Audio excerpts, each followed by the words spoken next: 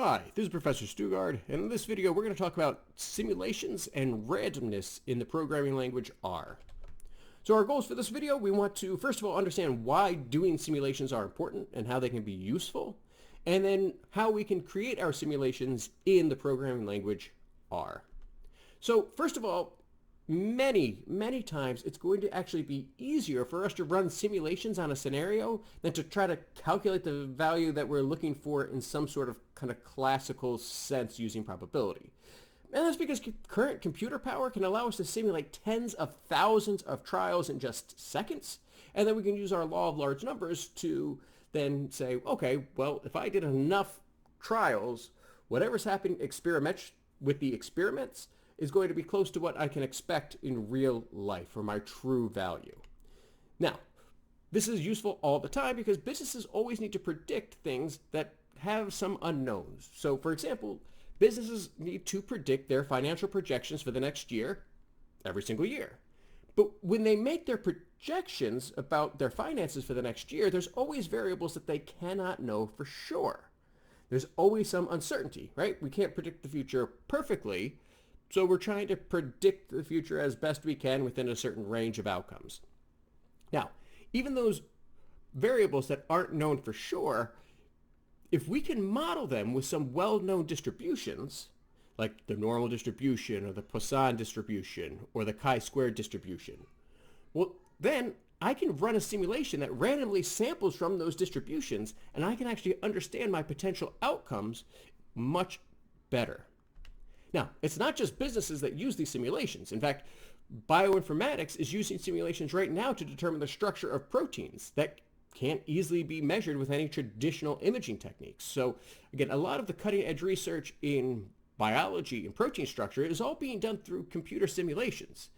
And one of the reasons for that is, and again, I find this to be kind of mind-blowing, if you were to prick your finger and take one drop of blood, that one drop of blood has 250,000 red blood cells. So there's 250,000 red blood cells in every single drop of blood, which sounds mind-blowing. The number of antibodies and proteins in a single drop of blood is 13 trillion. So trying to image a protein or an antibody, which again is so unfathomably small that 13 trillion of them fit into a single drop of blood, we can't really use our traditional techniques. And so we use simulations to see what's happening. And again, engineering, physics, airplane repair, sports betting, stock trading, everything relies on simulation, and a lot of it relies on Bayesian statistics to predict the best course of action. So Bayesian statistics is really this idea that as we get more information, we can update our prior estimates, and that's going to make our next prediction even more accurate. And it's a big reason that machine learning works the way it does, where if we get more data, we can make better predictions. A lot of that is all through the concept of Bayesian statistics. And at some point, we'll talk about Bayes' theorem, but for now, we're going to leave that there, and we're going to go and talk about randomness in computers. Because one of the fundamental ideas, if I'm doing these simulations, is that there needs to be some amount of randomness involved. And the problem is that computers actually cannot be truly random. They're still machines that are programmed with algorithms by people. So even though people have created random number generators and random number functions, there's actually not true randomness involved. This is actually a good thing though, because this lack of true randomness can actually work to our advantage, because it's going to allow us to set random seeds, and that's going to allow our work to be perfectly reproducible.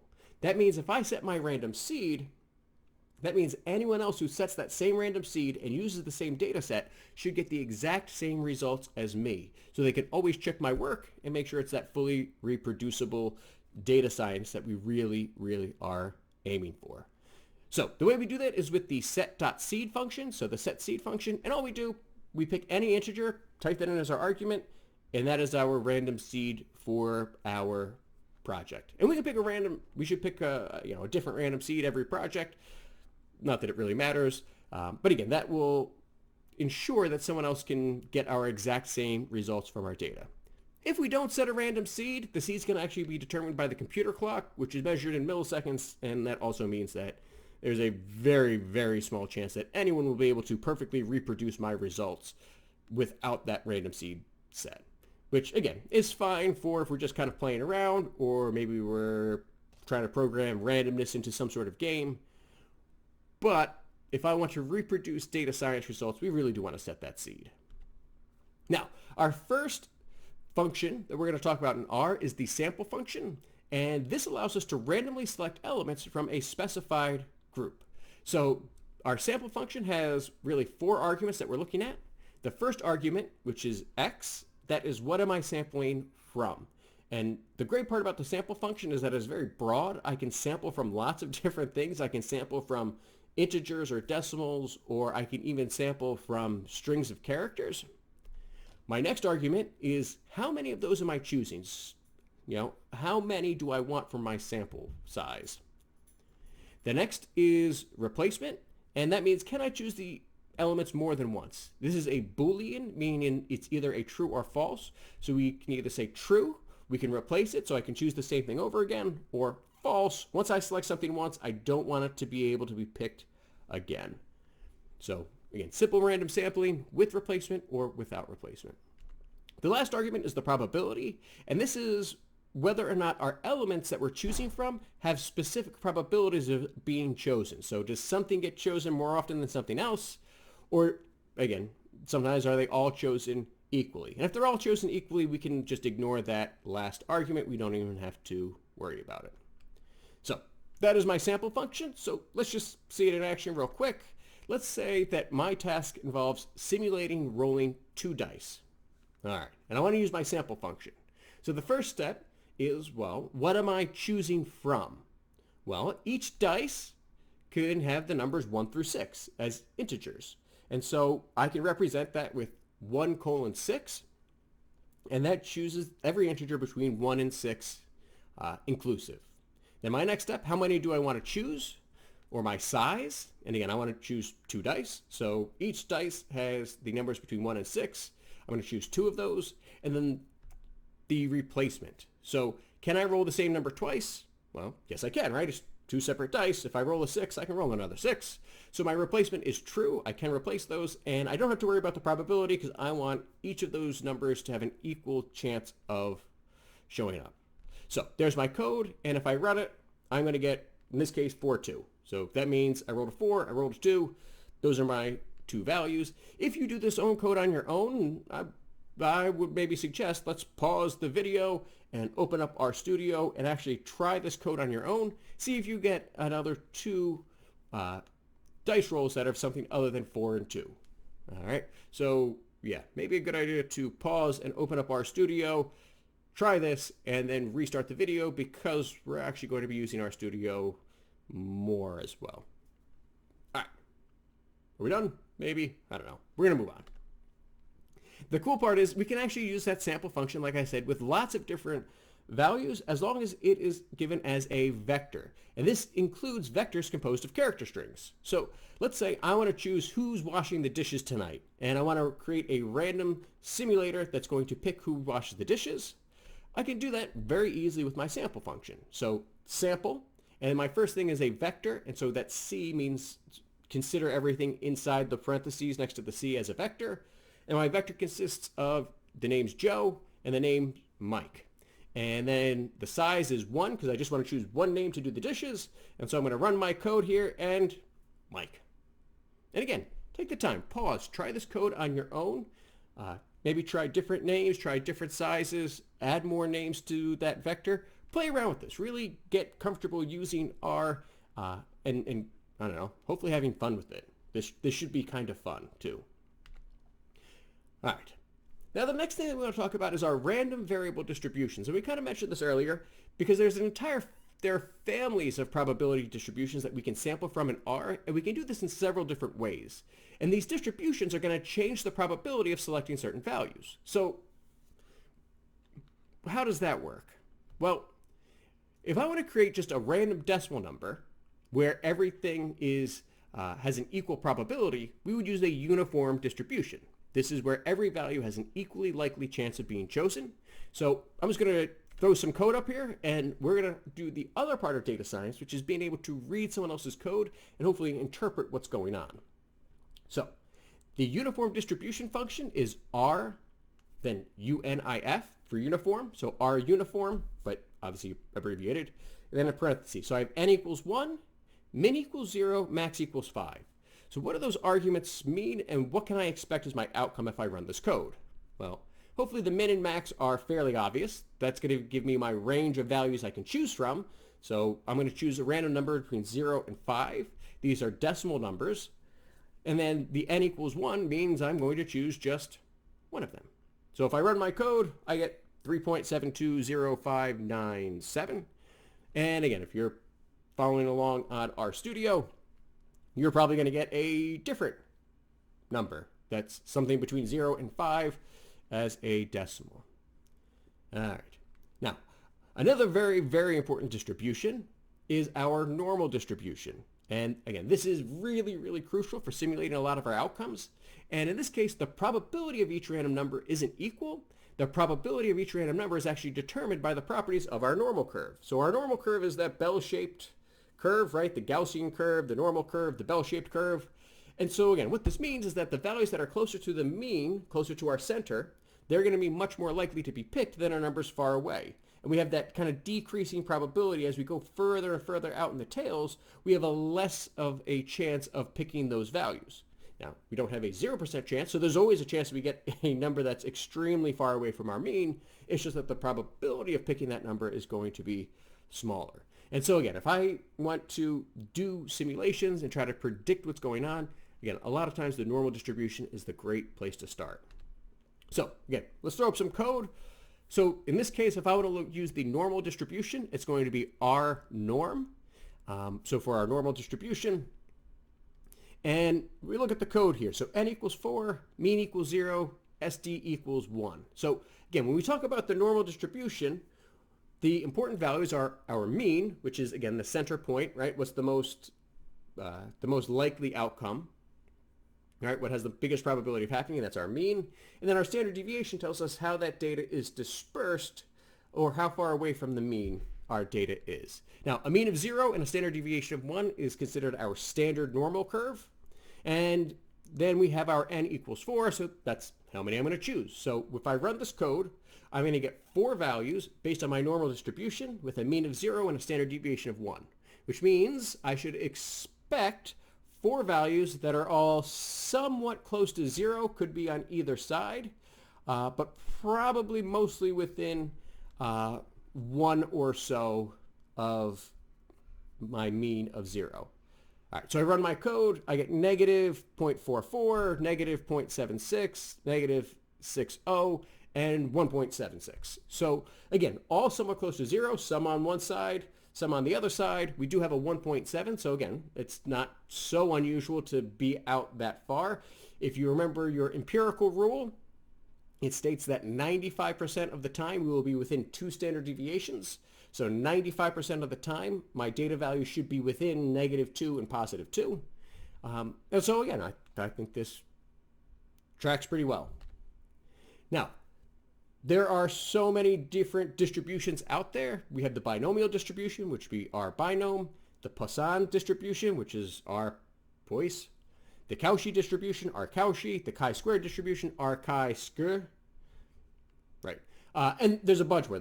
There's the exponential, the gamma. There's so many different distributions that can describe data in a bunch of different ways, which is so super useful when we're doing some of these upper level statistics. And then the nice part is if we change that first letter, instead of an R, we could use P's for probability distribution functions. There's also the densities. There is the inverses of those. So again, there's a whole family, a whole lot that we can do with these distributions. This is what we've shown so far is really just kind of scratching the surface. It's one of those things that, again, we'll keep playing around with and hopefully building on as you continue on in your data science career. Now, another really important step in using simulations is that we need to create a lot of data. And the replicate function does this very well. Now, there's other ways to do it too. We're talking about for loops. But the replicate function is also very useful for doing some simple simulations and particularly repeating our simulations. So the replicate function, again, has really 2 main arguments here. We have n, and that is how many simulations we want to run or how many replications we want to do. And the second part is our expression, and this is what we're simulating. So again, we can use any of our random number generators that we've talked about. We could use other expressions. We could just do algebra or math, or we could do statistical summaries.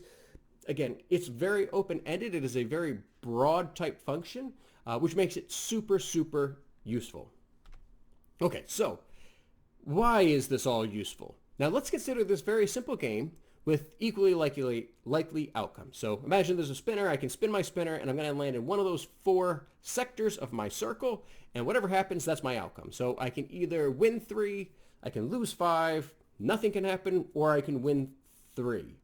And so, again, a very simple game, and I can figure out the expected value of a single spin fairly easily using my kind of normal techniques, because every outcome's equally likely. I can just kind of average all my outcomes. So 3 minus 5, 0, 3, divide that by 4. My expected value is 0.25. So on any single spin, I will expect to have a positive 0.25, which of course is impossible with a single spin, right? The expected value tells us what to expect in terms of a long-term probability experiment. Now, obviously, I can't get 0.25 on any one individual spin, but if I were to keep playing forever, eventually my expected value would be 0.25. Okay, well, how do I answer more difficult questions like, okay, I'm going to play for multiple spins, and then not only multiple spins, but I want to know what's the probability that if I play for 10 rounds, I end up losing money? What's the probability that I will end up losing if I play 10 rounds in a row? So, okay, maybe you're already jumping to how you can try to figure this out, how we can use our rules of probability, and, there's got to be some way to figure this out classically, but instead of trying to calculate this by hand, I'm going to use the law of large numbers, and I'm going to simulate in R, and I'm going to get my answer instead. Now remember, the law of large numbers states that as the number of experiments increases, our experimental outcome will approach the true expected value.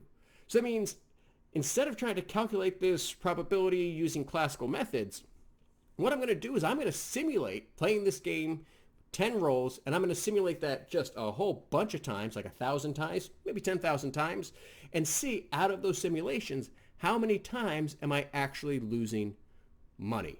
So let's switch over to RStudio and actually start writing the code to figure this out. Okay, so I have opened RStudio here. I have my little game here as an image file under my plots. And yeah, let's see how we could actually calculate this in my console. So again, one of these ideas is we want to build this up one step at a time, make sure everything works. So the first thing I want to do is just create my sampling function to see what is going to actually happen as I run my simulation. So I'm going to start with, again, my sample function. And so again, as it starts to autocomplete, we see we have x, size, replace, and probabilities. So x. So x equals, well, x are my potential outcomes. And again, I'm going to store those outcomes as a vector, which means I'll use c and then a set of parentheses. And so my outcomes, 3, -5, 0, 0, and 3. Those are my outcomes, comma, size. And again, I want to do 10 rolls at a time. So we'll do size equals 10 and then replace. So replace, and again, I want to be able to get the same thing, right? If I hit my spinner and I hit a 3, I can hit a 3 again or anything else. So let's just make sure that this works. So let's run my code. And okay, good. So it looks like I got a -5, then a 0, then a 3, then a 3, then a 3, then a 3, then a -5, a -5, a -5, and a -5. So, man, it looks like on that 10 rolls, I probably would have lost some money. Okay, so we know that that works. It gives me a sample of 10. And we have now, again, our output is this vector of 10 different values from, again, randomly spinning my spinner. So the next step, let's actually figure out the sum. Am I losing money? So I'm going to hit up to get back to my last line of code. And I want to actually sum up all of the values of my 10 spins. So I'm going to add the sum function. Again, we need to close my parenthesis here at the end. And now my output should be just one number, which is the sum of adding whatever happens. Now, again, it's going to completely randomize it again. I'm running my sample again, which means it'll be completely random again. And, well, let's see what happens this time. So I run it. I get 11. So I made $11 playing that time. I will hit up. Let's run my code again. I get 21. Nice. 5, 0. So, okay, I'm getting all these different outcomes for playing 10 different times. So, great. Now, I want to figure out, well, what's going to happen if I play this game, let's say 1,000 times? This is where I want to use my replicate function. So, again, I know I'm looking at my sums, and I want to do this process again. We'll start with like 1,000 times. We'll see what that looks like. So let's say I want to replicate, and then my function. So my first argument is n. So n equals, and again, I'll start at 1,000, comma, and then the expression, well, that's the expression that we already had. We know that that works. I will need to close my parenthesis at the end so that I close my replicate function.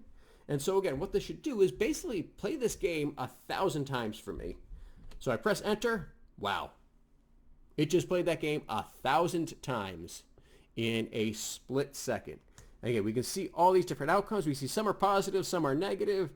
And man, it did that almost instantaneously for us, which is awesome. Man. Okay. So, let's see. I have all these values. I want to figure out how many of them are negative. Well, okay, let's actually store my simulations in some object in my environment. So, I'm going to, I'll just call this game. So that'll be my object that I'm creating in my environment. And then, actually, you know what? I'm going to make life even easier. I'm going to press up. Here's my code. I'm going to now go to the beginning, create my object game. So I want to store this in there. Now again, remember, it's going to completely play all 10,000 games again. Or not 10,000, I'm doing 1,000. You know what, that was so quick. Let's do 10,000. Let's add an extra 0. Right? Because again, the more simulations we do, the closer we'll get to the actual value here. So we'll do 10,000. So again, I'm going to replicate this game 10,000 times, recording the sum of rolling 10 times. So I run my code.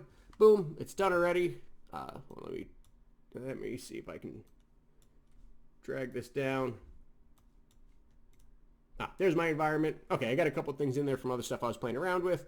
But here's game, which again is a vector from 1 to 10,000. So there's 10,000 entries, and we can see -6, 13, 5, 10, -3. So those are all my entries.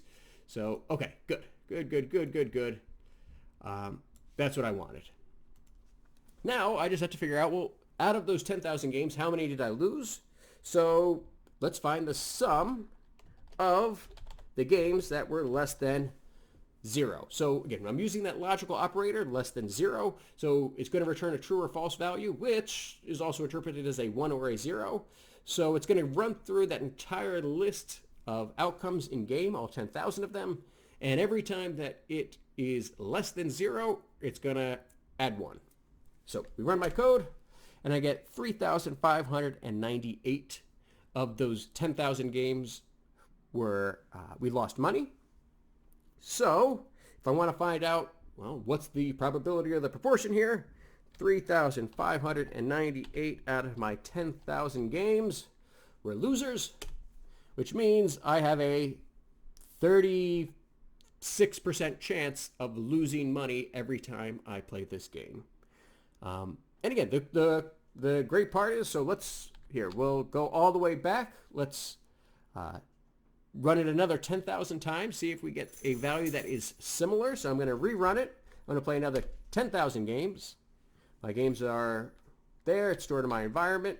So now I'll check how many of those games had negative scores. And I got 3,555. So kind of comparable, right? And that's that law of large numbers.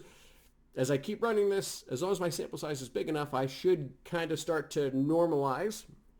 And again, if I do my math here, 355 divided by 10,000, I have 3,555 3555 divided by 10,000.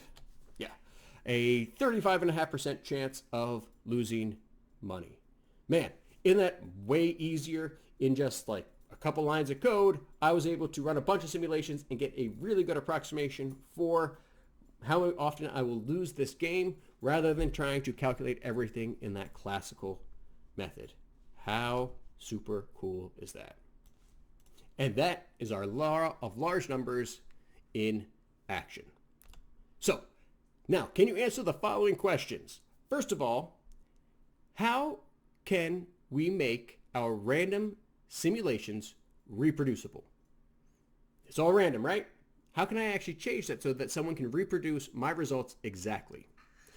Number two, very general, why are these simulations useful? And hopefully that last example kind of showed why. And then number three, how can I simulate rolling dice in R? Or some other problems. Okay, think of different types of scenarios that we could try to simulate now using what we know about the programming language R. All right, so hopefully that was interesting and informative. And as always, take care of yourselves.